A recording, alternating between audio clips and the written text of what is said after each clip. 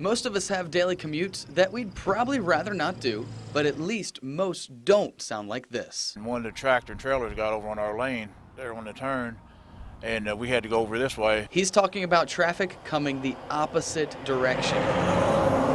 James Payne lives in Fort Sybert, West Virginia, and at least 5 days a week he commutes over Shenandoah Mountain on Route 33 to Harrisonburg. And then my wife heard this big noise, and she said, "Well, hon, what is that?" I said, "That's that tractor and trailer tearing the whole side of his trailer out. I mean, it's gone. It just ripped it out." Payne is talking about an incident that happened here on this sharp turn just about a month ago, 1.5 miles from the top. He says it's just too sharp for the larger trucks. Nobody can do it. No trucker alive can make that turn with a 53-foot trailer behind it. Unless they cross over into the other lane. Just a big rock sticking out, and it just, if they could take care of that, it would be a start. But they need more work than that. They need a lot of work on that mountain. So we asked VDOT if they had any improvements in the works. Well, right now there isn't anything on our 6-year plan to address the curves or do any major improvements. Don Kamara is the residency maintenance manager. He says they have done some work on the mountain. Most of their work has been to warn drivers. In a couple of those places we've cut the slopes back some, tried to help the curve somewhat. Really, the most thing we've done is mark the curves. If you've ever driven over 33 heading west over Shenandoah Mountain, you run into a lot of skinny shoulders and sharp turns. But as soon as you cross over state lines into West Virginia, your commute gets a lot easier.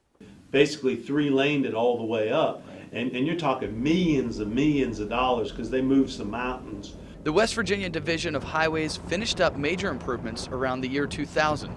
They widened shoulders, added passing lanes, and ultimately put in a runaway truck ramp.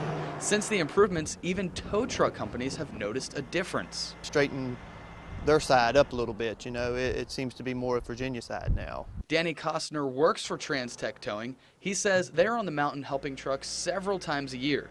He says it's a mix of trucks driving down the mountain too fast and rolling over, along with trucks climbing up. Probably the small shoulders, the sharp turns, probably a little intimidating for a truck driver to make the turn without crossing the lane, or if he tries to stay in his lane or meets a vehicle, then his trailer gets off the shoulder and into the rocks or something. So how about this sharp turn in particular?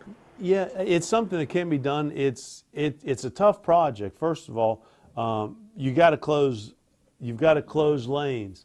It's a pretty entailed process. Kamara says it's not as simple as just shaving back the mountain, and projects like that aren't cheap. It's also competing with the money in the valley. Right here, yeah. In the valley, and you're looking at maybe 2,000 or 3,000 vehicles a day versus 30 or 40,000, 50,000 on the interstate. When it comes to delays and detours for road work, Payne is okay with that. No, you know, it's because back up traffic and all that kind of stuff. But personally, myself, I don't mind backed up traffic if we can make that mountain safer.